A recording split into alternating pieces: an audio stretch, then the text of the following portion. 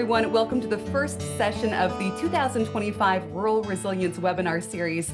I am Haley Shipp. I am the Communications Director with the Ranchers Stewardship Alliance. We're the organization that's putting this webinar together. I'm going to be serving as your Master of Ceremonies this evening.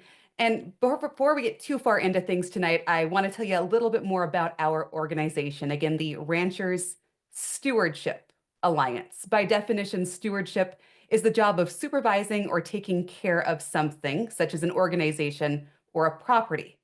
It's a word and a job that we take seriously here at Ranchers Stewardship Alliance, RSA. If you hear me pull out that acronym, same thing here. Within our organization, we work to steward conservation with on-the-ground projects that not only impact wildlife, water health, and vegetation on a landscape scale, but we also steward ranchers through cost share programs, inspiration, relationship development, and education, like what we're doing tonight, as well as stewarding communities, including those in which we geographically call home. Rural communities need agriculture, as well as those in which we share a broader dedication or those that metaphorically fill our cup.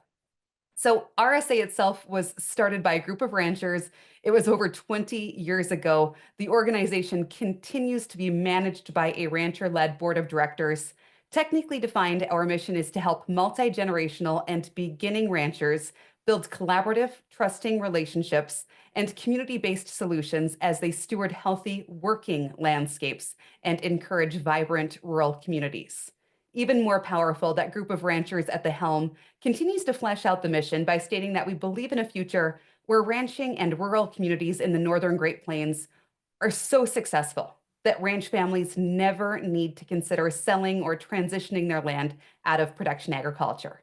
Opportunities are abundant for new agriculturists, and we have preserved the integrity of working lands so that people, economies, wildlife, and natural landscapes may flourish.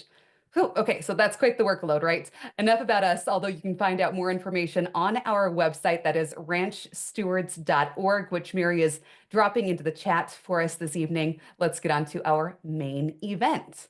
We are thrilled to kick things off tonight with a lively and what is going to be informative discussion about one of the most unique tools in ranching, and that is goats. So whether you're here to learn about managing weeds or stimulating native grass growth, we're excited to have you with us. This webinar series is all about resilience, a word that holds a lot of meaning for ranchers. And for us, resilience is about thriving. It's about equipping you with tools that make a difference, not just financially, but also in finding joy and enthusiasm in what you do every day. Tonight's topic is always a popular one. Over the years, we've heard fantastic insights from speakers like Carmen Salveson, who shared lessons from her first 5 years of running goats, and Ivan Thrain, who discussed using goats for urban weed control. Their experiences show just how flexible and effective goats can be as part of or as the entire ranching strategy. Now, if you missed those presentations and are interested in what they had to say, you are in luck. We've got those up on our Ranchers Stewardship Alliance YouTube channel. Mary is going to drop that link into the chat, youtube.com/Ranchers Stewardship Alliance. My not so silent plea with you all here this evening is that if you do have a YouTube account, we would really appreciate that you subscribe to our channel. Now, it's more than just a personal goal of mine to reach 1,000 subscribers. We're at 709 right now. But what it means is that once we get to 1,000, that's where we can actually start to get some of the money from YouTube for the advertising that they run during our content. We're a nonprofit, so that sort of revenue is already appreciated. But that's all I've got tonight for the sales pitch. Before we do get started, I want to introduce someone that we're thrilled to have on board. That is Mary Oxart. She is our new education program manager at the Ranchers Stewardship Alliance. And I've already mentioned her name twice tonight as she's doubling as tech support on this webinar. Mary officially is going to join us full-time later on this year, and she'll be the one gathering your feedback and your ideas to shape future educational offerings. She'll also be the one reviewing survey results after tonight's session. So please make sure to take a moment to share your thoughts once we drop that survey to you after we're all said and done. We've got two speakers this evening, Lani Malmberg and Daniel Magalsky, and we're going to be allowing each of them a chunk of time to present. And then once they're both done, we're going to have some time for a Q&A session. So if you've got a question, go ahead and pop it into the chat. I'll be grabbing those, collecting them, and then giving them to the presenters towards the end of tonight's webinar. All right, now Lani Malmberg. Lani founded and co-manages the longest running professional prescription goat grazing operation in the United States. They're not in production agriculture and do not sell for slaughter, so they value their animals based on their behavior, gut memory, experience, genetics, and jobs memory. GG strategically manages mob browsing between 30 to 2,500 goats per herd in all situations, small urban parks to expansive rangelands, with landowners' goals driving their management. Goat Green works year-round and has contracted with all government levels, corporations, nonprofits, tribal lands, and private landowners for land and watershed restoration, weed, erosion, fire, flood, and pest mitigation, soil regeneration, reseeding, and oil field reclamation in 16 Western states, including Maui, for 29 continuous years. Now, Lani has earned degrees in environmental restoration, biology, and botany. She's got a master's in weed science after she looked beyond owning and managing cattle ranches for the first 30 years of her life. She has served on the board of directors for Beyond Pesticides in Washington, D.C. for 17 years. She and her son, Donnie Benz, formed a nonprofit, Gotapelli Foundation, to teach, train, mentor, and support people who want to own or manage or work in a professional browsing service business. Lots of background there. Lani, we're going to go ahead and hand it to you. The floor is yours. Thank you. Thank you, Haley. Am I unmuted? You are unmuted and we are looking at your screen, Lani. Okay. Uh-oh, I can't see my, where I say go slideshow. I think if you hit that slideshow one right there, that should work for you. Okay, it's blacked out. There. Okay, got it. Beautiful. Okay, thank you, Haley, and thank you everyone who's spending their time here tonight to listen to us. So she gave you all the information. I'm just going to put a few pictures to it and flesh out the story a little bit. So I grew up in a big ranching family, and my dad died unexpectedly at age 50, and mom gave the ranch to my oldest brother. So I had to figure out how to ranch without a ranch. So my two sons and I started this business after I got out of grad school, and we commenced to ranching without a ranch. What we wanted to do was to provide land managers an alternative to chemical and mechanical methods, which I see as chasing symptoms for land stewardship. So we were going to use managed goat grazing to build a living, functioning ecosystem where the desired plants support each other with balanced, recycled microbes in the nutrient-rich soil, and the water's held in situ. So it's goal-oriented rather than worrying about the weeds. So like she said, I got out of grad school with a master's degree in weed science. So when I started this business, it was mostly about weed control. So what we've done over the years, like she said, we've worked in all the Western states, and including Hawaii. I did a job in Maui, which was a wild adventure. These goats have taken us on the wildest adventure that you could imagine. So when I started with my two sons, we got going good, and then I wanted to let them go and not hold them as my slaves or with debt or anything to me. So I sent them off to go find their own passion and do their own thing. My son Donnie came back in 2009, and we run the business together now, and he's more the boss now than I am. He has a degree in business management and finance and an MBA. And I can't tell you how happy the accountants were when he came back and started doing the books and the business. The young energy, Donnie and his fiance, the three of us run this, and we have an excellent young man, Connor Hancock, that's with us now. And the four of us have been running the last couple of years, and we're ready to head into 2025. We usually have them all in one bunch in the winter, and Then we split up in the summertime, and we might run 4 or 5 different herds at the same time on all different contracts. As you can see, we do all of this kind of work, and who we work for on contract are all of these listed here. And also, Haley said, uh-oh, I can't go. What happened?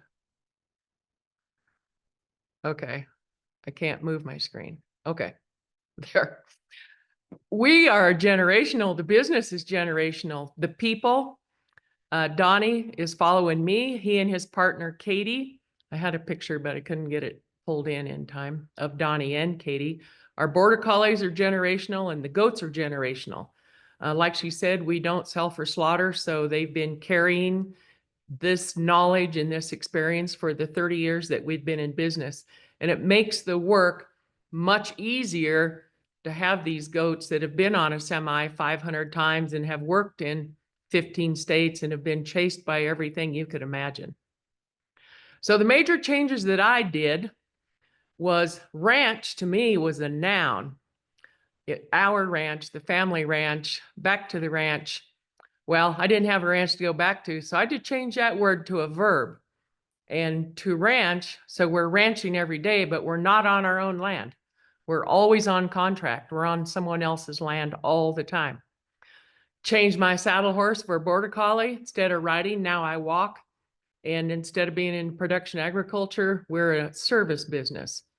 And predators over the years, I now call them my neighbors, because we're all out there on the hillside trying to make a living together. And I have a lot of respect for all of them, and hopefully build the respect for them back to us.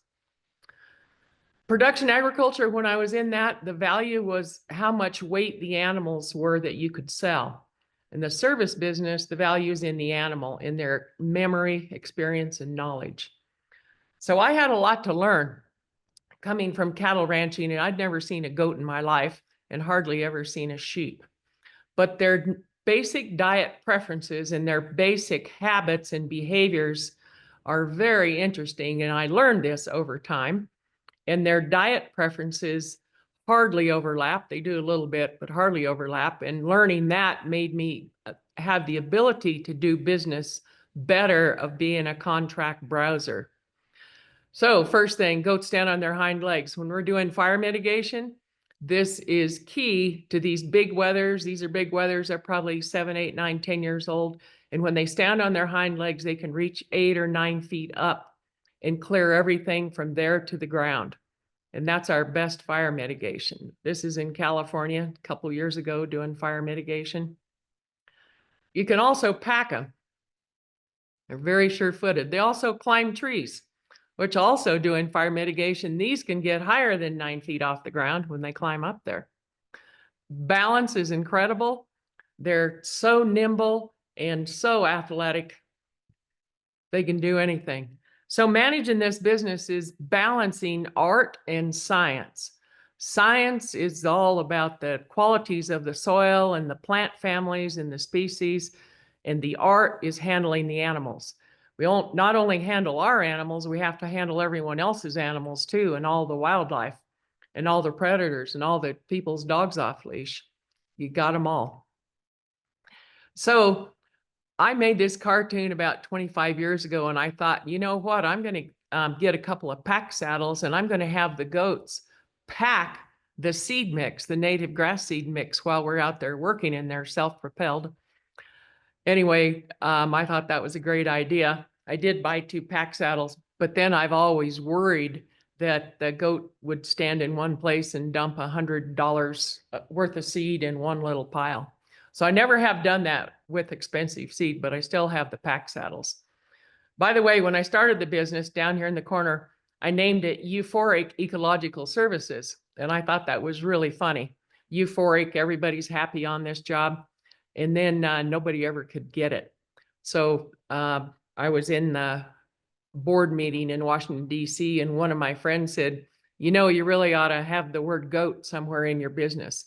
So when Donnie came back, he named it Goat Green.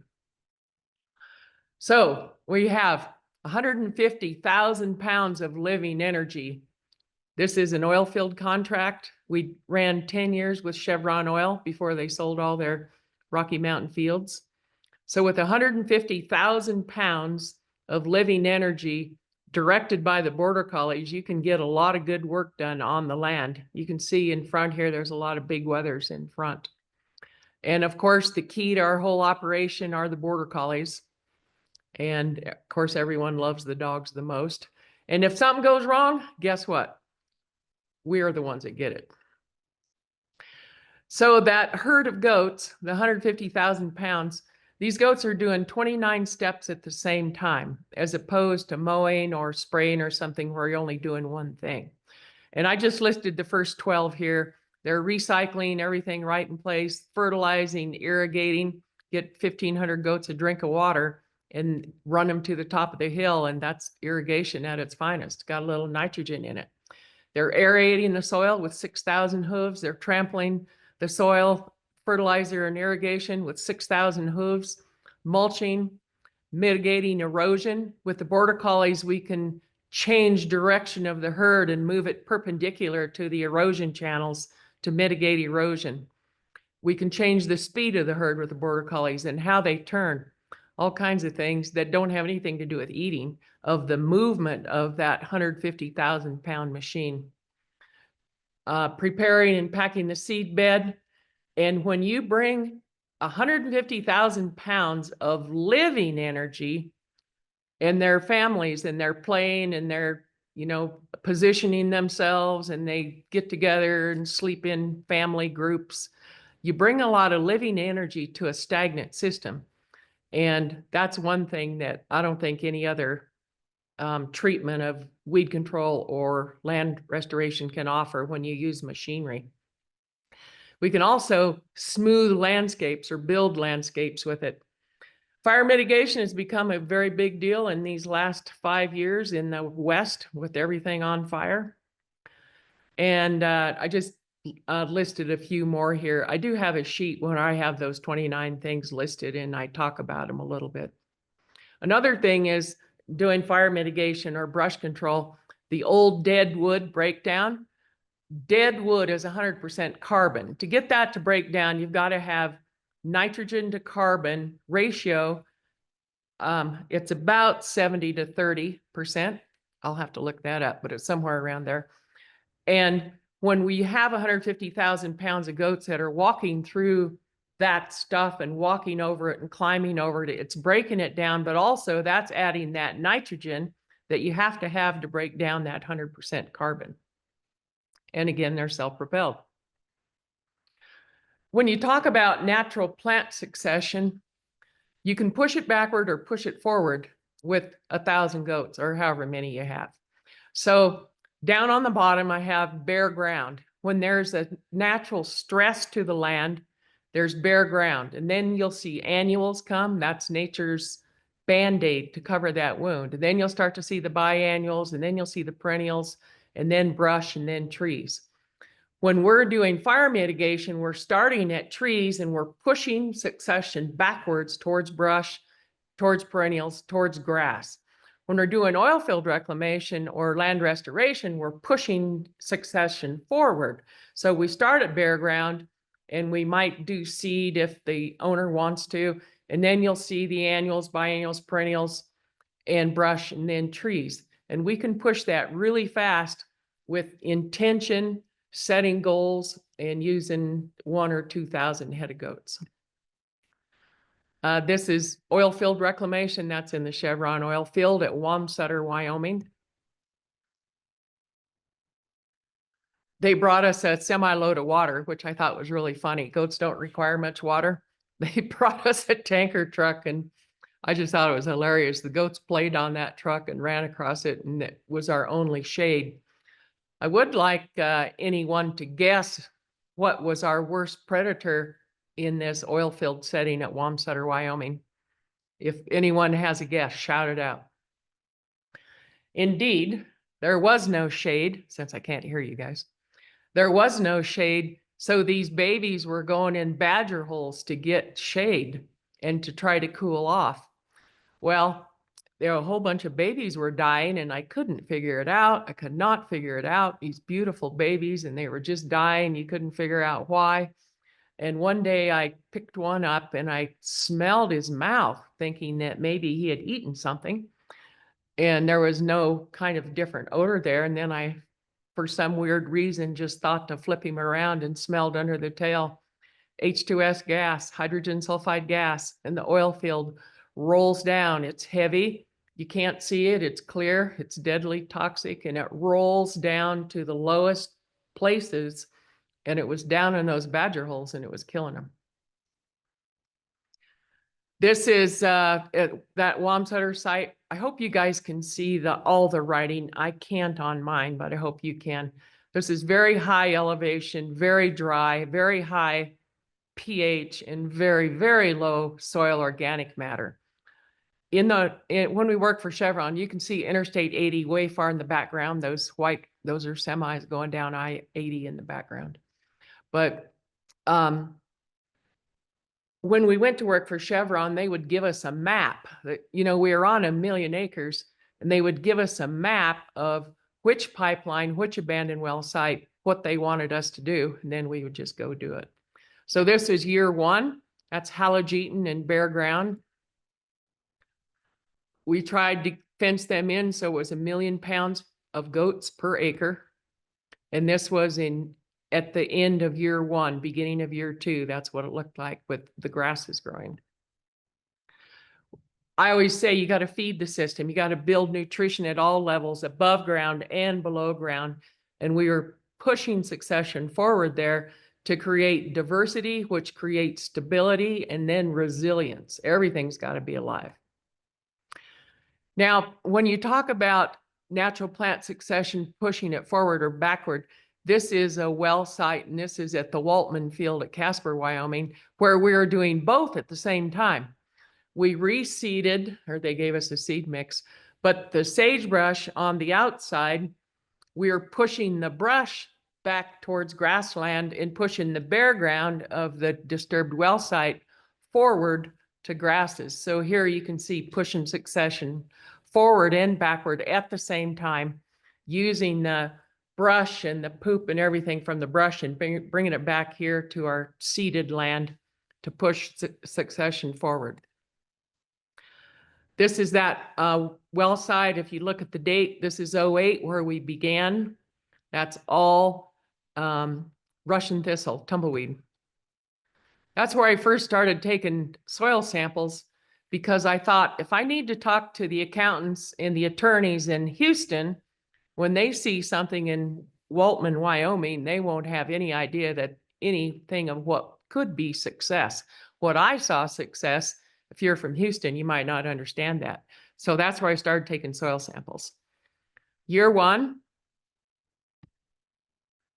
beginning of year 2, as the Russian thistle, the tumbleweeds, that in the year 1, in the second year, I started noticing different species coming on. So kochia, started seeing kochia next. This is the tumbleweed.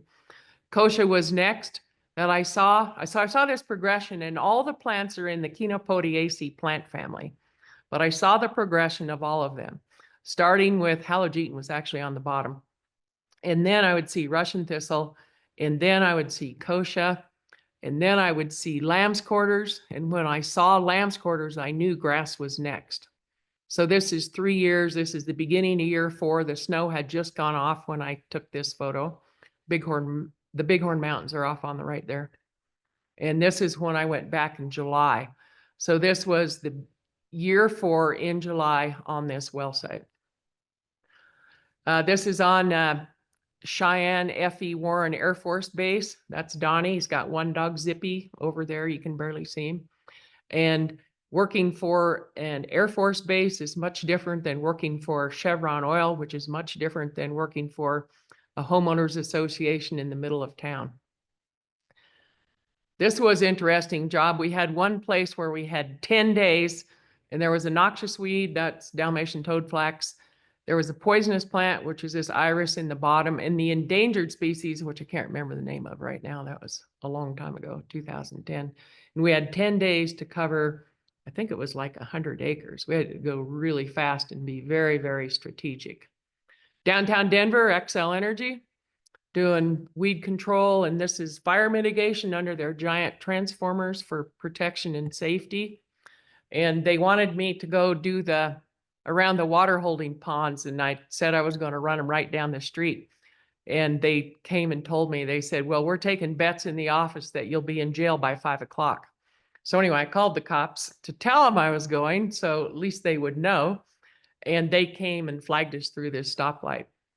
But this is 500 goats, one person, one dog. That Zippy's off to the right. I don't think you can see him.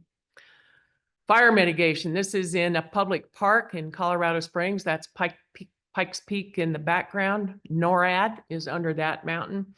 And a huge danger lately of fire. The true cost of fire is before to do prevention versus after.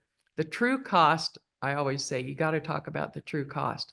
If you wait till after the fire, then the cost is in fighting it and then rebuilding the whole system.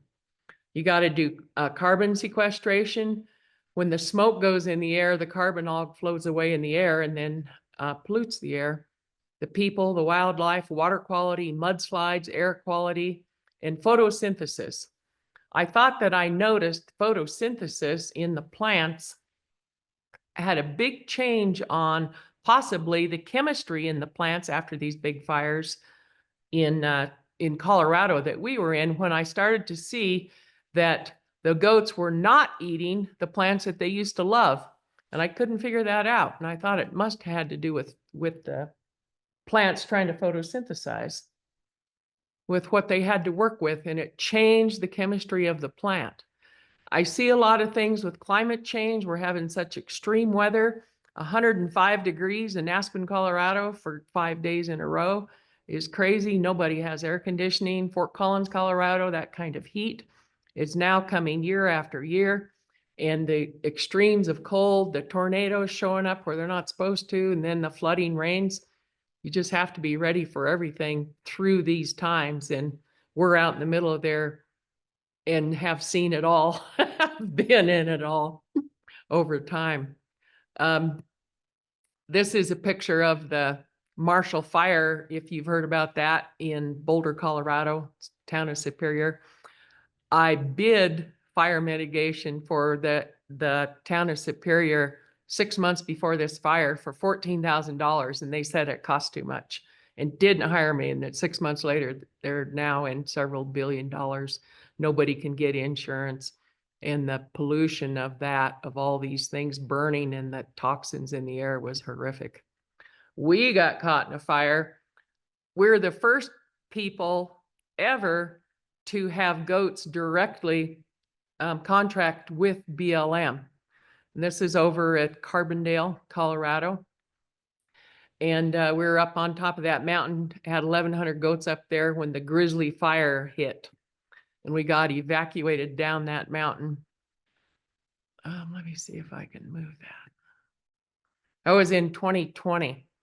And we were on top of that mountain, and the firemen told Donnie that they could hold the fire down in the canyon, in Glenwood Canyon. And then one day the wind brought it out.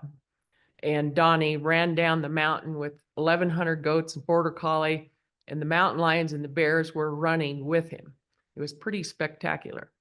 And Katie and I were pulling out the fence and getting all of our equipment out of there as fast as we could. We had 2 Can-Ams up there, and we got out of there and held down on this meadow in this homeowners association. The firemen wouldn't let us leave. They said it was too dangerous. You can't walk out of there because you're in heavy brush, oak brush, no matter which way you go. And if anything started, you would be instantly engulfed in flames. So I think that we held there for about a month. So this is back doing fire mitigation and brush control. And this is back up on top of that mountain where the Grizzly Creek fire was. That's Katie there, Donnie's partner. And doing fire mitigation, we're taking off the heavy overgrowth. And like I said, you can see where the goats have stripped the bark on that oak brush.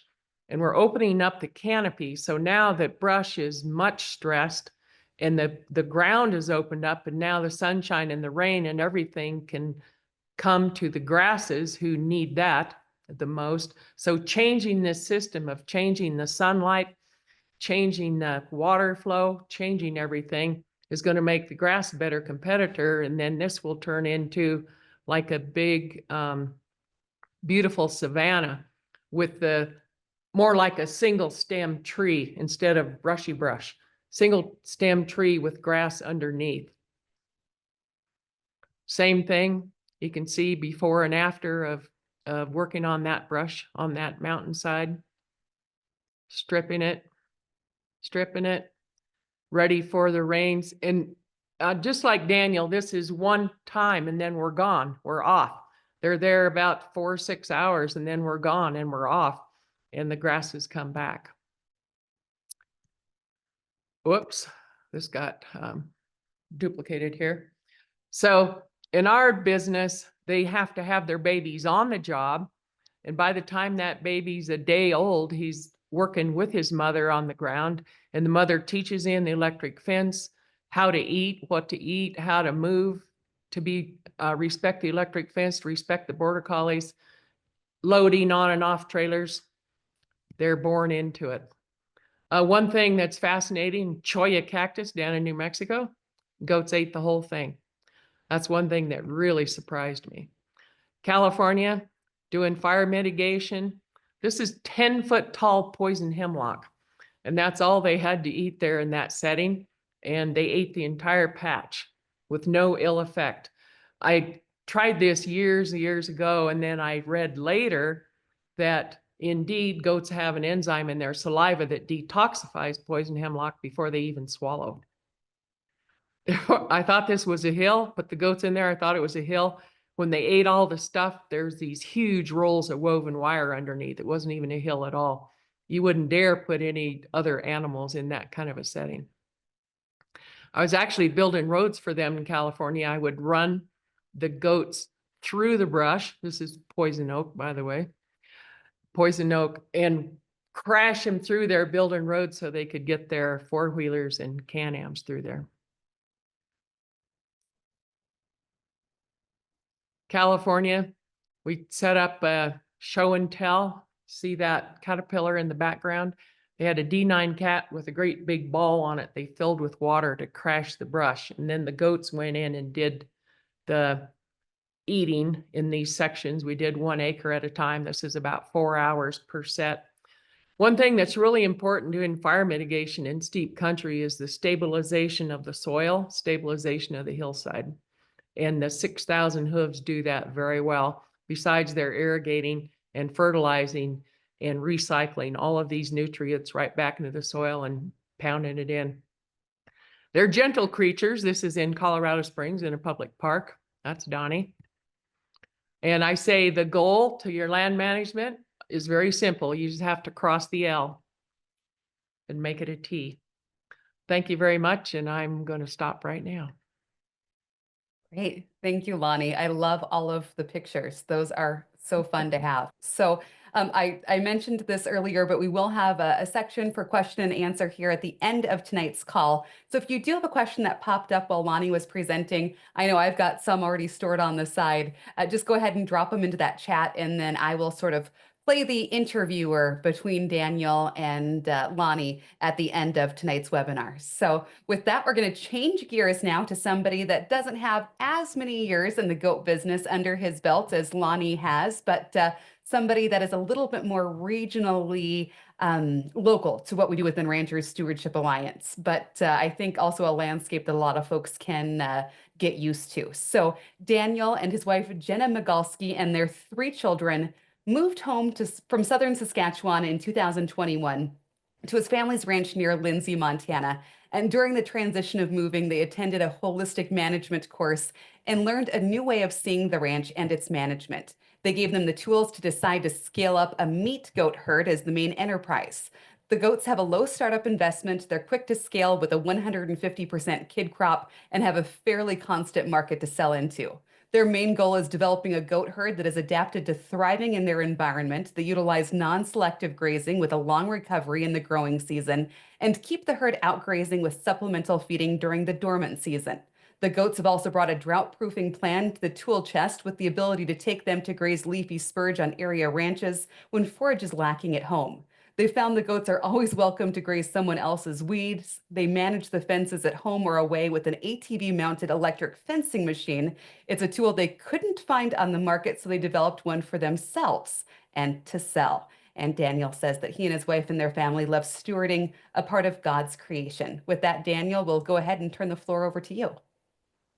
Well, thank you, Haley and Mary and RSA. Appreciate being here. Privilege, Lonnie, great presentation. I love seeing what you do, and yeah, it's before we're moving home, I spoke with you and just picked your brain on a few things. So we've been home 4 years now, and so this is a look. It's always good to pick the prettiest picture of the landscape when you're going to share home. So, nice green day on our ranch here. But the people, let me get my buttons working here. There we go. The people that this is my family here, my wife Jenna and our three kids. And so this is kind of what makes us makes up our workforce. We're here with my folks and my sister and her kids too. So we've got a good group here in the yard. But moving home, like Haley said, um, we attended that holistic course, and it really shaped the way we viewed ranching. Lonnie, I appreciate what you said about changing ranching to or ranch to a verb, um, and the impact that it actually has on our area around us, on this part of God's creation. And so that's the thought pattern we came with. Right as soon as we came home, or moved back here, I should say, we had the privilege to join up with our Eastern Montana Regenerative Agriculture group, and they hosted a workshop by Steve Kenyon, and that taught me something else. And I just lay these out there just because they've been so pivotal in our story. Steve Kenyon talked about seeing things as you might say bank accounts or accounts, and so he said, some days I'm making a deposit in the land, some days I'm making a deposit in the livestock, some days it's in the people, and then some days I'm making withdrawals too. But managing those accounts and making sure that the balances are full and healthy is what keeps a business moving, and it keeps a family together. And so those things have been what's been pivotal and form it. I guess that's what formed our thinking in moving home here. We chose to run the goats. We had a small herd already here. We've had 50 or 100 head for years and years, even before we moved home. But we chose to scale up a goat herd just because of their adaptability, profitability as well. We are selling meat, but the adaptability to be able to harvest some of our woodier species, and then also go out, drought-proof the ranch, all those things that we said in the introduction there.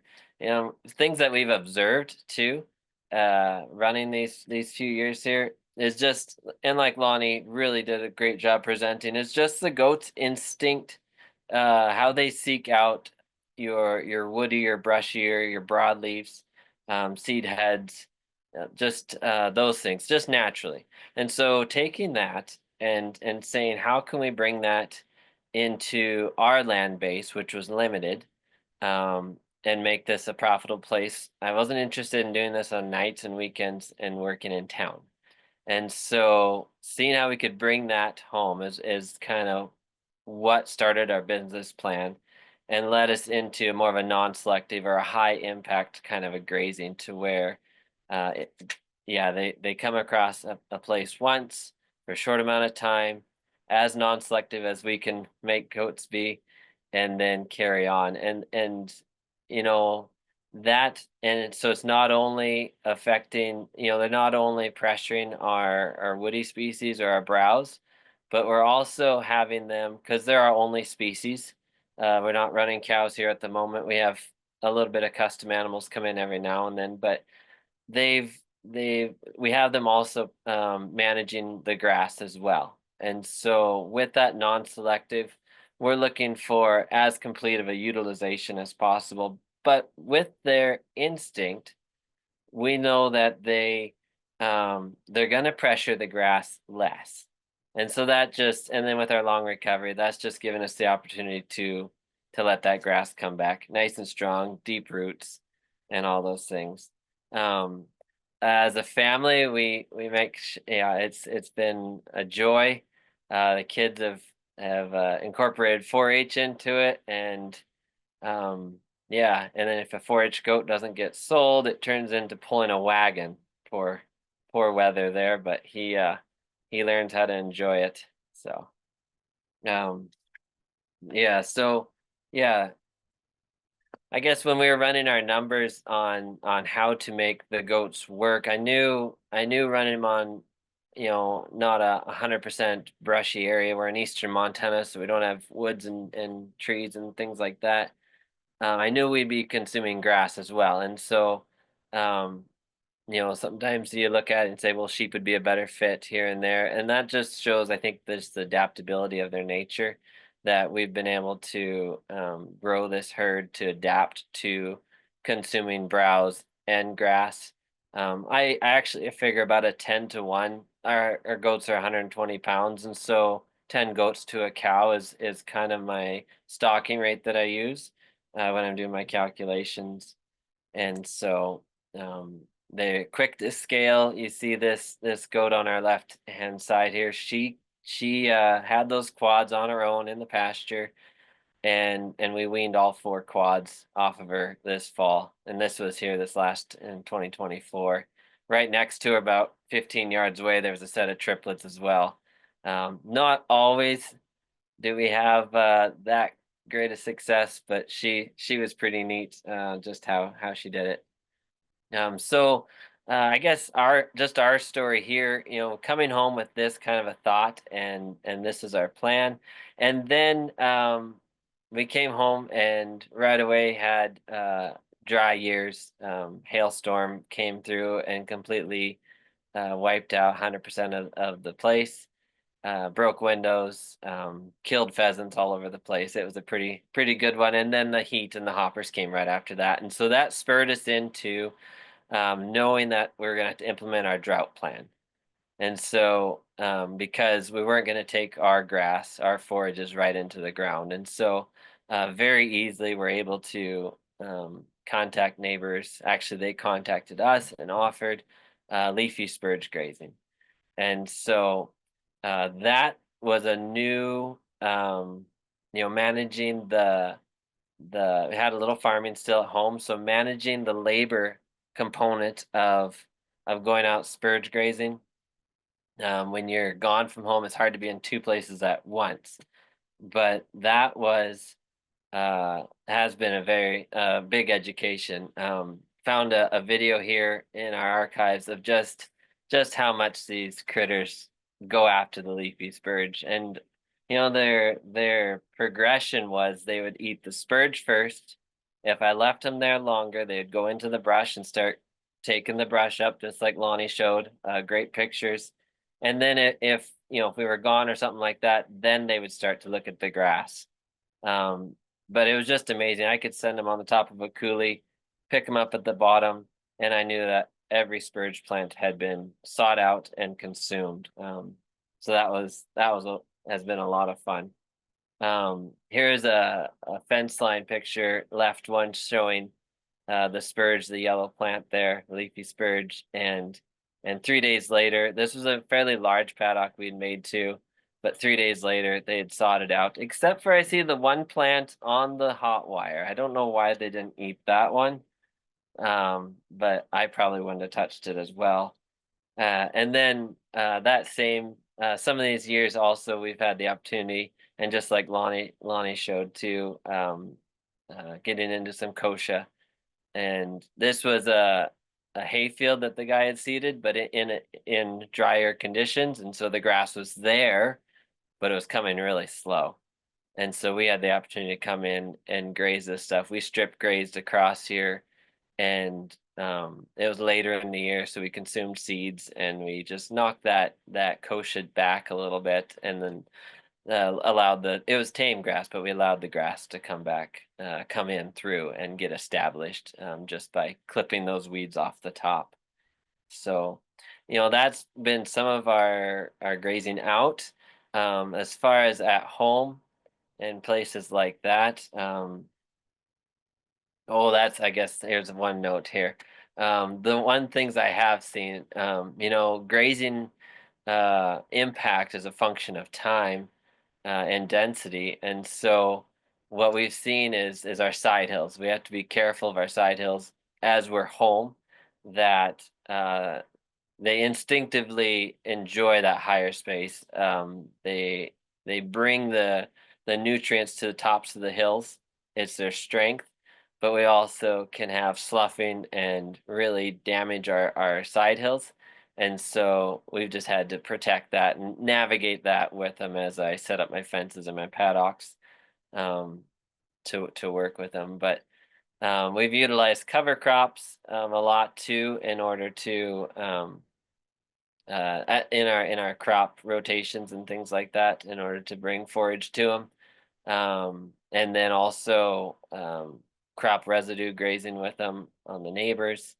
Been very adaptive in going through that. The neighbors like it because if there happens to be thistle around the outside edge or anything like that, that's completely taken care of. Even through our own pastures, I don't think about Canadian thistle or stinging nettle or burdock or any of those kinds of forbs anymore. They're just not even on the radar. I don't think about them at all.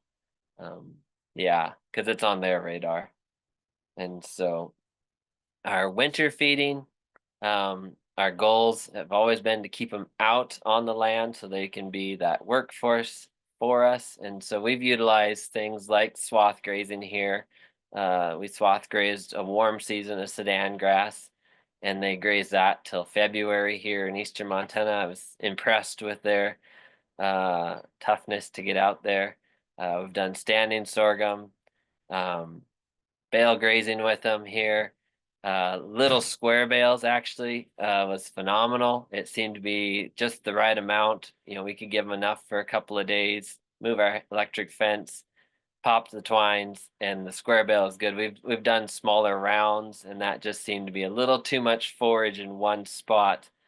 Um, and it just kind of would get stacked up a little thicker than I'd like to see it. But just bringing these adaptable animals into the stay-at-home ranching, and year after year looking after this land base.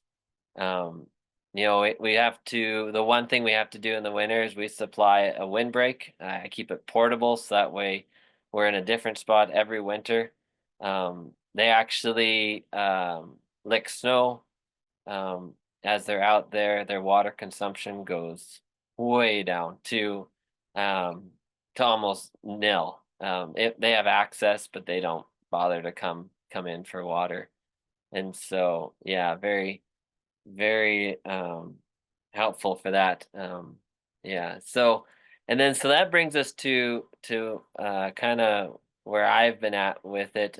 This middle picture here, before moving home, I custom fenced and built a lot of barbed wire fence. And horse fences are kind of pretty and usually rounded so they don't cut themselves open. And goats take razor wire inside chain link fence. It's usually the paradigm, right? Um, what we've observed and what we've learned through observing. I'll say it that way. And so it's not perfect, but it's very successful. What we've seen is nutrition plays a vital role in what kind of fence I need to be able to manage these animals. And so we've actually moved to a management style of moving them every day. And like I said, non-selective or high impact as much as possible. Because what we've seen is the extra labor that takes has paid for itself in their body condition and in their contentedness. through the nutrition. And so when they're content, um, they're not looking to cover ground. They're not looking, even though naturally goats will move. I think Lonnie would be 7, 8 miles a day. Naturally, they would. Um, yeah, we've seen them almost change their habits just a little bit when their nutrients is getting met, and when they yeah, when that happens. So, and so that being able to manage those two hot wires, where we live is a little we don't grow a lot of biomass per acre, and so we're having to fence larger areas. And so doing this by hand was a nightmare. Um, we were finding it was very time consuming, and then also doing it out on other properties in the area. And so that's where we developed be able to handle two electric wires and then adjust their nutrition and their behavior to respect that. It takes some training, Pen, and it takes some retraining every now and then, but it's been phenomenal what we've been able to do with them. Here's even this last fall, coming, we were on some stubble and just cleaning up some wheat stubble. And they know when the four-wheeler's coming to move to a new paddock, and then their radar turns on, and they start hunting for the next stuff, be it on pasture, be it out spurge grazing, or this where we were out on stubble and cover crops, all those kinds of things. And so that that's been our journey so far. It's short because we've only got these few years. So I'm hoping in 30 years I'll have a lot more slides for the show. But we've been able to watch, a few things like this where species change. Been able to see even tame grass, how it responds to a severe graze of a small ruminant, but in that short duration, has been phenomenal. And then going back to that foundation of looking below that grass layer and looking at what the roots are doing, what the biology is doing, on our own place. When we moved home, I had the thought of being able to get out and do more grazing and contract grazing, stuff like that. And turns out I don't get to be that nomadic in this stage of my life. We have a place to run here, and family and things like that. And so being able to adapt this species of animal to this environment, we're growing them more for hair, for body condition, all those kinds of traits that will make them be able to flourish.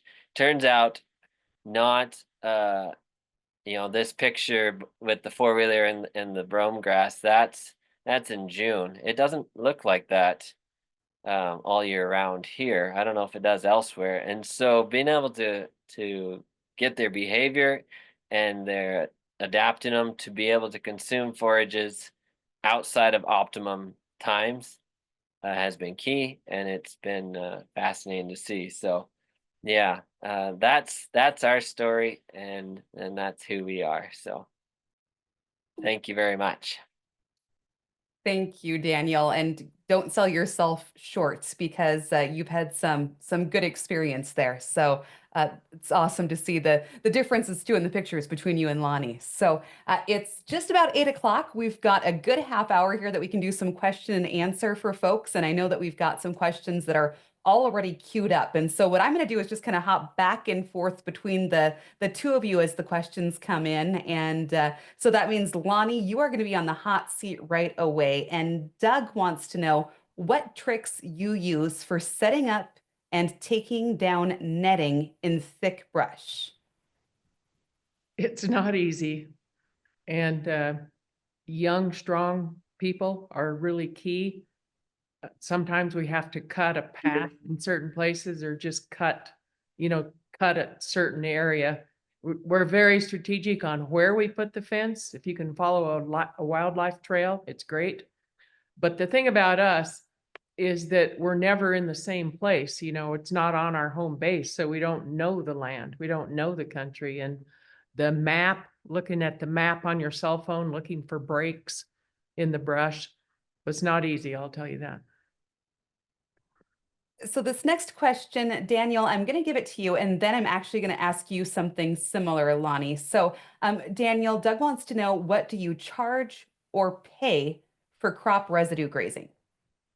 Yeah, and so location, I think, matters a lot in that question. This is right along our fence line.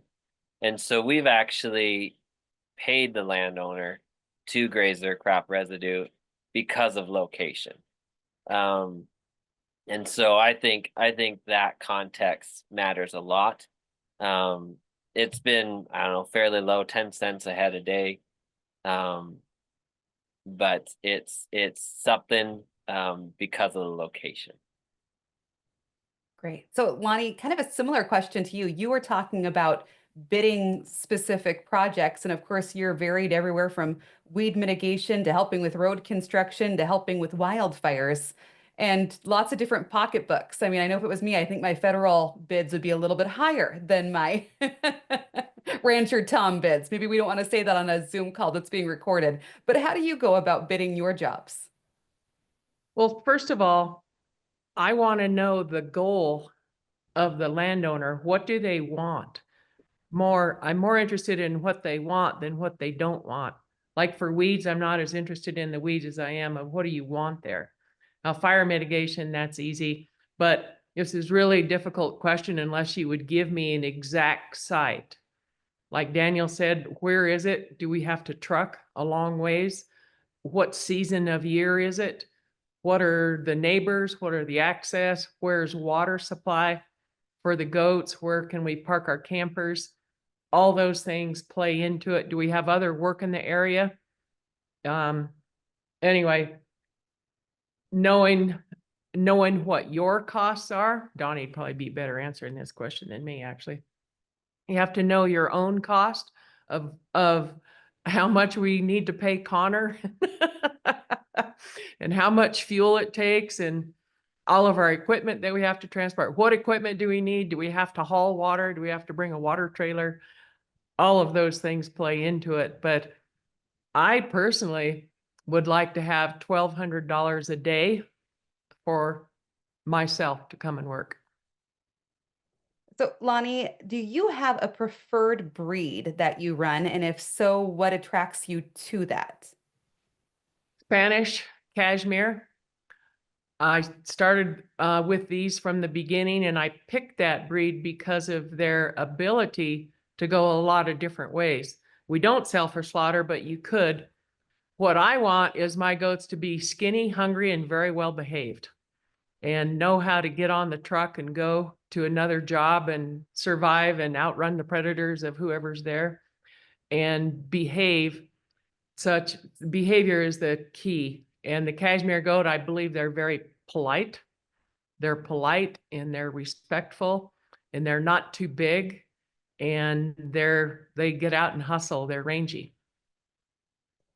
So, Daniel, kind of a similar question to you, but of course, where you are more towards the beginning of your ranching career with goats, I'm curious, how you picked these animals out when you made that first purchase of goats. And then you talked about as well that these goats are quick to scale. So did you continue to seek out more animals? Did you stay within your herd? Kind of what have you had success with there in Lindsay? Yeah, so actually this herd started back in 14 when I talked mom and dad into getting a few from Smoke Ridge Spanish goats over by Shoto. And so we have a Spanish base, and then yeah, they that's where the goats started from. I've tried to buy in other goats, and it hasn't been very successful. The fallout is just crazy. And maybe that's because of how I run them. I do push them. They're working for me, and they're out there improving the land. And so, fallouts being opens typically, usually goats breed up pretty darn easy, and we'll have a higher percentage of that. And so inside of that, wanting to save those ones that can, they're telling me they're adapted to here. And so saving lots and lots of females and yeah, scaling up that way has kind of been what we've done. Talk to me about protection dogs or protection animals. Is that anything that you all have? Yeah, we use dogs. We've tried donkeys before in our past and not a whole lot of success there. We've tried llamas, and the dominance of both of those species over the goats we've actually struggled a little bit with, and maybe a thing to come back around to, but we've gotten along really well with a sticky dog. Dogs that stay right in the group and bonded to the group, less perimeter dogs. We're a bit isolated, but nothing like being out in the hills kind of thing. We do have neighbors and cattle and expensive cattle and those kinds of things. So sticky dogs has been our number one, and very low predator pressure. A little bit in the spring on newborns. Other than that, it's been really good. Yeah. And Lani, of course, you highlighted some of your herding dogs, but do you have protection animals that go with the herd as well? Not right now. Over the years, we've had donkeys, llamas, dogs, everything, and none of them work as well as us being there and moving every day. Great. All right. Well, Lani, we've got a longer question for you, and that is somebody wants to know if there is a seasonality to your job, such as is there certain types of work for the summer, fall, winter, or spring? And if so, what are some of the reasons for that variation? First thing I want to know when someone calls me is what is the elevation of the job of where you're calling me from? Because I could never have to leave Fort Collins, Colorado, and just move up an elevation and back down and be on the exact same plant for 6 months. Canada thistle, starting down at the lower area at 5,000 feet, starting in May. And then by the time you get up to the top of the mountain, it's August and you're still on Canada thistle at the right time and then coming back down. But I think I'm getting off on a tangent here.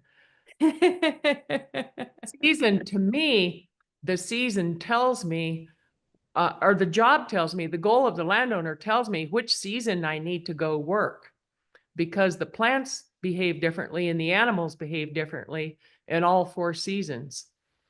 Everything I own has 4 legs or 4 wheels, and I go to where the work is, and then strategically organizing our routes to, keep an efficient route where you're not wasting money traveling and grouping things together. But anyway, you have to know what is the goal of the landowner, and then that tells you which season to work in and where you need to go. Did I answer that or not? Yeah, yep, I think you did. I think that you're just wanderlust. You're always on the run, and we'll just figure out what that brings. So, Daniel, you had kind of breezed past this. It was part of your bio, and you had a picture up of your 4-wheeler running some wire behind it. And this is something that you all couldn't find, so you created, and just kind of that innovative spirit that we see a lot of folks in ranching have. If you can't figure out how to do something, you can create a tool for it. So I want you to tell us a little bit more about your fencing and that invention that you all created to help with it there at your ranch. Yeah, so our fencing started with barbed wire fencing around the ranch and putting a single hot wire along. Well, we started with 2 hot wires, and then turned out we didn't really need that, so we went to single hot wire below it, offset off the barbed wire, and a good fencer. If there is one rule in electric fencing, it is spend all of your money on the fencer, and then go from there. Yeah, and so very strong fencers. But yeah, so then when we wanted to get more rotational or portable, I would say, we call it the tire winder. And it's a product that's in its final stages of development as we head to manufacturing. We're just getting that off the ground. We have a Facebook page, Tire Winder. You can look that up, and it'll be coming soon here. Got some prototypes out and getting feedback and making readjustments and things like that. But we use it every day in the summer. in order to, and we handle 2 hot wires with it, and they spool up individually, you might say. So it's ground driven. So as I drive, it's driving. And so either building the fence as I drive, it's spooling out, and then I can put my posts in as I go, or turning around and rolling the fence up. It's moving with me as I'm picking up the fence. And so one pass either way has brought the portableness to us. So Leslie wants to know how many kV is your electric fence, saying that she is still on nets but would love to train to 2 or 3 strand. You know, some of that depends on the goat's attitude, and what's inside of that. You know, if I'm seeing below 6 or 7, I'm not going to go to the house or leave the yard or go do something else. I'm going to figure out where the short is, and so I'm going to want at least 6 or 7 kilovolts. If I'm 8 to 10, I'm a lot happier. But you know what? We've done some cover crops, winter rye especially, where we'll graze in the spring during kidding season. And when it starts to go into the head, the palatability goes down. And I don't know, back to that razor wire and prison wool, I think. So let's just find something else. But if I can get 7 to 10 kilovolts, that's what we're looking for. All right. Well, Lani, we're going to go kind of sciencey on this one. And Daniel, we're going to ask you the same question as well. So be thinking ahead. But Leslie says that we have noticed when grazing on straight grass, or even grazing on straight grass, that there is an improvement of the nutrient density and productivity of forage with goats, even more so than cattle. So A, is that something that you've seen or experienced? And B, any idea why that might be? Well, my first guess would be the enzymes in the gut of a goat is different than that of a cow. Shape of their mouth and how they pick, their behavior of how they actually pick and nibble and go really fast compared to a cow taking one big bite and then swallowing. I'd say difference in water,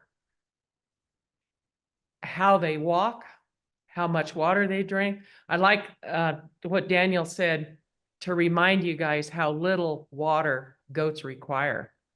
When we do the fire mitigation on top of the mountain, I asked the firemen one day, how much water do you have to haul up here for your firemen? There's 25 men to a crew. How many gallons of water does it take per day just to have the firemen or fire people, fire women, firemen?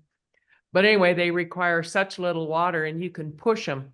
You can push them beyond what you can't even believe anything could do. The dogs have to have a lot of water, and so do we. But sorry, I'm getting off on a tangent. Again, ask me the question again. Yeah, just about looking at the nutrient density Oh, post yeah. goat Okay. grazing, and that it seems to be, it improves that nutrient density even more so than cattle. I think the shape of their mouth, how they chew, enzymes in the gut are different, and how they walk. You know, cows like walking single file, which causes trouble. And the amount of water that a cow takes, and then how they pee, how they poop, it's all trouble. Goats are all self-containing all of their problems at once. So Daniel, I'm going to go ahead and kind of flip that same question for you. Do you notice this sort of nutrient density buildup after you graze with goats? And do you have any ideas or theories that you think might be appropriate? I'm looking forward to seeing more after coming out of 2, 3 years, 4 years. This last summer was okay where we were at, but drought and these hoppers have really, really messed up when you're trying to observe what's going on. But the trampling effect with the goats and their behavior, one thing I noticed is it's very easy to create a competitive grazing attitude in them. And so everybody's like, oh, I got to be the first one to get that bite. I got to be the first one. And so, yeah, there's none of this like, I'm just going to stand over here while everybody else wanders away. If one goes, they all go. So with that, I'm getting a lot of my old stand forage laid down onto the ground through the trampling effect of them.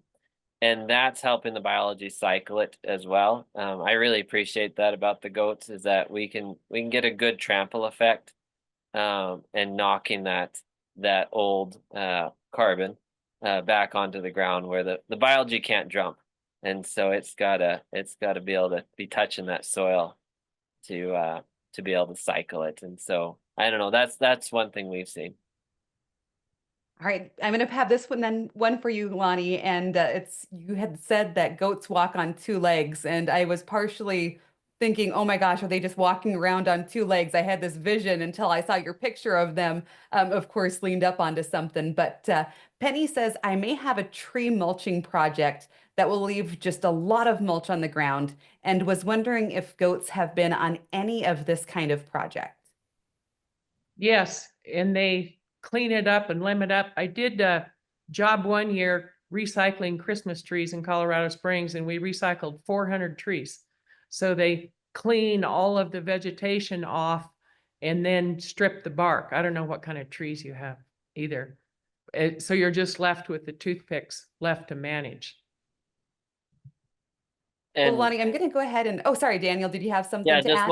one more comment on that. I know a lot of guys in our area have a lot of trouble with their cattle with pine needle, causing abortions and things like that. And that's one really we don't have, where we're located, we don't have that. But um, pine needles actually are good for goats. Yeah, like Lonnie said, the Christmas tree, they can handle the tannins in there. They actually do well on it. Standing up, they can graze those pine needles up and just really open that up for cattle a lot better. I know in the lean years we even did pumpkin recycling, and that was our protein supplement and a little dewormer mixed in there too. And the kids just loved rolling pumpkins down the hill by the truckload to watch the goats devour them. So. I had a friend that was trying to get his cows to eat pumpkins this year, and he was finally successful, but it took a long time to get them to even notice the first one. So, Lani, we've got Jake wants to know what your basic formula is for your grazing prescriptions, since you said that weight gain is not a determining goal. What determines everything is the goal of the landowner, which, like I said, is the most important thing I want to know from them.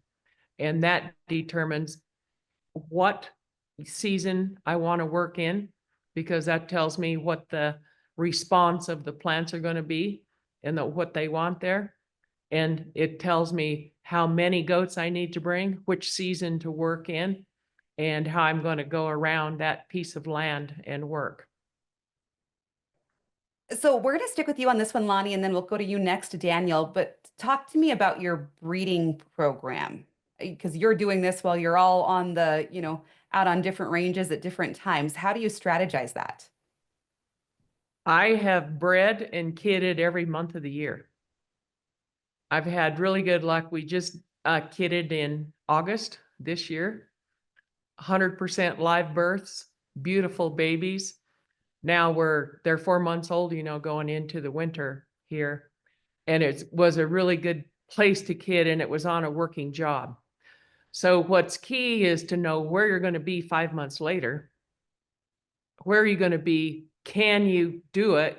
Can you kid there? And then can you have ideally 30 days to get the kids up, have the mothers teach them everything, get them worked, teach them how to get on a truck and get to the next job.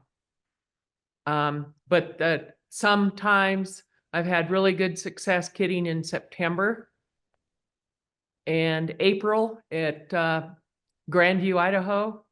In April was a 100% live birth, never did lose anything. Cheyenne, Wyoming in September on the job on a steep creek bank. And that was quite a wild adventure, because the goats would kid and we would rope them and drag them up off the creek bottom and get the babies and take them over to what I called the nursery pen. And we set up some cinder blocks that babies would play on, and the people would all come and watch them. And that was September, and it was horrific. I mean, it was horrific to have to rope them and drag them out of there to get them. But 100% live birth, it was a wonderful kid crop. So it just depends. Where are you going to be? How can you manage it? Where are you going to be? And ideally, you're on a paying job. So Daniel, you've got less variability when it comes to all of that. So when do you kid and at what age do you breed your doelings? Yeah, so we work on when kind of work market and work backwards, and then like when we plan on selling, and then work backwards from that because optimum weight is key in that equation. And then also working with the environment. And so what we found in this location is third week of May has been really nice for kidding. Um, to to help the motherability of these girls, um, enough good quality forage where they can just have their kids and just be for a day or two has been really key. And so, and not be getting moved on and not be hungry and things like that. If there's some dew or some wetness in the green grass, yeah, water, I mean, they don't really care too much about water. They'll come take a sip and nothing really. And so, but having enough biomass there has been key. So kind of a Christmas turnout and a third week of May kidding uh brings us into what I like for my weight range. In the fall, we background till the new year when the price goes up and then start marketing then. Daniel, we'll just keep it right with you, and then Lonnie will ask the same question of you. But do you do much for hoof maintenance? We've seen a little bit of longer toes depending on what our winter um supplement was. If I was playing around with some different stuff and threw a lot of energy at them or a lot of grain through these leaner years, when roughage was a little harder to find, it did grow some toes. Very little though. Usually that's a calling feature for us because yeah, yeah, she very, very little. Yeah. Okay, Lonnie, how about you? None at all, as many miles as we walk Yeah. in the country that we cover and the terrain that we walk in. However, goats that I have bought over the years, if they were raised in a corral, foot problems. And boars, if I have anything, a boar or a boar cross, and I don't like boars at all in my operation because of their behavior. And boars seem to break down in their feet and legs and foot problems, but anything raised in a corral, trouble forever. I mean, even if I got them 5 years later, it's still trouble. Lonnie, you told us earlier that basically everything in your life has four wheels or four legs. This is the lifestyle you live. You're following goats around all of the Western states. Your background right now is gorgeous. For folks that weren't on our call before we started this webinar, you're in a clubhouse where I assume you probably have an RV parked outside. This is just a wild nomadic lifestyle that I know a lot of folks aren't familiar with. So just tell us a little bit about it. It sounds romantic to me. I think once I was on the road a little while, I might not think so, but obviously it's taken hold for you. Well, first of all, I want to say, Daniel's at a home base and I'm a complete gypsy. There's 100 different ways to do it, any way in between. You don't have to be all one way or the other way, which Daniel's gone out some. But, you could have a home base and then be gone for 6 months of the year and then come back. It's just a matter of what you like to do and how you like to do it. Donnie's partner, Katie, is a fabulous companion. She's the best sport, and she was a restaurant manager and then quit that and started hanging out with us. And she's a superb manager with us, a fully running manager with us. And she's fabulous on the road in a camper too. So that's Donnie and Katie as a pair on the road in a camper. Connor has adapted well to living in a camper, but to me, it's such a wild adventure. And you're treated like rock stars most places you go, not everywhere. You're treated like rock stars. And what I say always is the best thing about us is we leave. Before your welcome wears out, we leave. So we take all of our stuff and we leave. So then they're wondering when you're going to come back next year. And they're always happy to see you. Anyway, it's a wild adventure. I've met so many wonderful people. And everywhere I go, I love the land. And I've been so many places where I had purpose to be there, which I like. I don't want to be a tourist. I want to have purpose to be there. But to get to explore all these things, but looking backwards now at my age, you can never see anything forwards, but looking backwards, I used to think I was managing our jobs and our routes and everything. And now I can see, looking back, that these goats have taken me on the wildest adventure that you could never even dream of. You could have never even thought how to make this up. It is just, to me, great fun. Weather makes it hard. There's hard days, weather. I don't like mud. You can move snow, but oh, mud is horrible.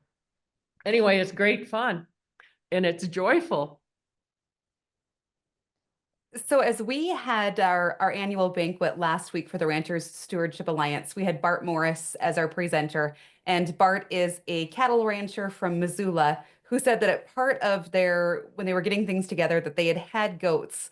And he said if he wanted to make money, he would do goats, but he wanted to be a cowboy and not a goat boy, is what he said in his presentation. There was this sense of maybe a pride or, this picture that he had in his brain that didn't quite let him get there. So Daniel, because your business model is more so looking at the meat and selling, and really looking at that marketing aspect of the animal itself, talk to us a little bit about that. As you're having discussions with your rancher neighbors, how does that compare? It is a bit unconventional and out of the box. Most people just think in bovine. A little bit of sheep producers still here in eastern Montana. But that's when the cow market goes up, everybody jumps out of anything that's more labor. So it's interesting. It brings a lot of good conversation up. I learn a lot from a lot of people, and so boy, I ask a ton of questions. And then so I'll even bring thoughts about how somebody's running their cow herd back to our goat herd and say, okay, can I challenge them this way? Can I challenge them that way? Breeding up doelings versus waiting till 2-year-old. When we're managing kidding season, how do we set these girls up for success without propping them up? Because it is their job, not our job. I want them to work for us, not us for them. And so, that's the trajectory we're on, and that's our goal is to have just a good, hardy working goat herd that can do their job. So, Daniel, what advice would you give to someone that's wanting to start grazing goats on other properties, since you do have that relationship that you've done with your neighbors and a little bit further out as well? Yeah, I mean, Lonnie hit the nail on the head, and it's goal oriented. Some of the leafy spurge grazing we've done, our neighbors rent the property for their cows, and obviously the cows aren't touching the spurge, but the owners of the property, it's a hunting property for them. And so when I go in there, I'm not going to desiccate their brush because that's what they're coming. That's the beauty of the landscape that they're coming to. And so finding out their goals and aligning with that, adjusting, that's definitely the start of it. So lots of questions, lots of listening, and seeing, trying to hear what they're actually looking for. Is it they have a certain concern here or something like that? Yeah. And I just love this discussion of prescriptive grazing of, am I paying for the grazing or is somebody else paying me for the ecological services I'm providing? It's such a teeter-totter depending on who you're talking to. Lani, I'll go ahead and kind of final question to you there with advice that you'd want to give anybody that's looking to be just like you when they grow up. Come to our school and see if it really is. Come to goat camp and see if it really is something that you would like to do. First of all, And yeah. then start with our school. We just had a young man from California. He came and trained with us, and he just bought 200 goats and a trailer, and he's going gangbusters in California now. Worked with us off and on for 2 years and trained with us. And he's doing great out there. Yeah. I do want to say to the other person from Missoula that that we are cowboys. We were cowboys first. We are cowboys. We all wear cowboy hats and we rope. And I think Daniel hit this one on the head earlier too. With just the cost of entry is very attractive with goats. So Yep. it's easier for a younger person to get started into. So, well, our time is already up. That was a very fast hour and a half that we had with you guys tonight. So thank you again to both of our guest presenters today. We had kind of planned this last fall and then got things sort of gathered up here in the last few weeks. But to Lani and to Daniel, we are so appreciative of you joining us tonight. And to everyone who attended, we appreciate you as well. We put together our education schedule just really depending on the feedback that we get from you all, as well as from our rancher-led board of directors. So Mary right now is dropping a link into the chat. That is the survey for after this is all done, after tonight's webinar. If you could go take a look at that, let us know what we did well, what we can work on. We're really good with constructive criticism, and give us any ideas that you might have for what we do in actually 2026, because we've got things pretty well lined out for this year already. So with that, we've got 3 more webinars in this Rural Resilience series coming up. They're always held the 4th Thursday of the month. So next month, it's February 27th. We're going to be talking about vermicast. Discover how ranchers are utilizing earthworms to improve their soils. Our guest presenter is Kendall Morgan. She is with Win It Aces, and then she's assembling some regional ranchers as well to tell what they have learned in that process. In March, we're doing cashing in on your cash crop. This is where we're really going to dive into which value added programs. So is it all natural? Is it black hided? Is it hormone free? Which one of those value added programs actually add value when you're marketing your calves? And our guest presenter is going to be Jessica Sperber. She is with the University of Nebraska-Lincoln. She's run a bunch of those numbers and can give us some of those answers. And then in April, the 24th is the date, Managing Risk for Ranching. This was a direct recommendation from 2 of our RSA board members, Dale Viseth and Leo Barthelmess, and it's Managing Risk for Ranching, getting the ins and outs of pasture, rangeland, and forage, or PRF insurance. And we'll have Brad Beck and McKay Erickson there with Red Summit Advisors joining us there. And then I'm not going to give you the dates just yet or the full details, but we have 2 big events coming up this fall in September and in October. We're going to have Cooper Hibbert. Maybe folks have heard about him before. He's going to be doing a 3-part grazing workshop where he's going to be in Lewistown one day, in Winnett another day, and in Malta the 3rd day, doing specific grazing workshops in those regions. And then we'll also have Sarah Keogh with us this fall, and she's going to be talking about soil biology, soil nutrition, how the nutrition that's conveyed to the plant life is then portrayed also to the livestock that's feeding off of it. So that's going to be a really interesting discussion. Both of those will be in-person events that we will be holding in Malta. All right, that is going to do it for us tonight, everyone, and we will be back in to see you again in a month. Thanks for joining us.